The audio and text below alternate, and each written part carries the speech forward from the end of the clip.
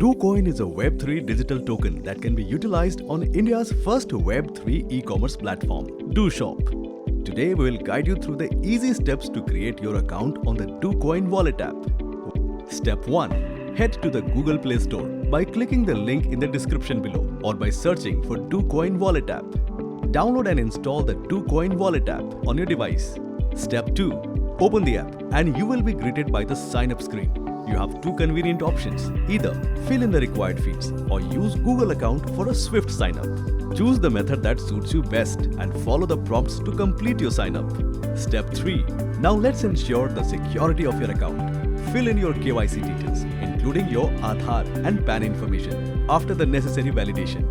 This step ensures a safe and compliant user experience, giving you peace of mind. Step 4.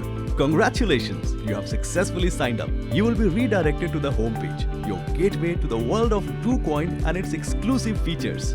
Now you're ready to explore, save and shop with DoCoin. And there you have it, the easy steps to sign up on DoCoin, India's leading Web3 e-commerce digital token. Enjoy discounts on your favorite products, airfare tickets, and more. Download now and start your journey to a smarter, more rewarding e-commerce experience.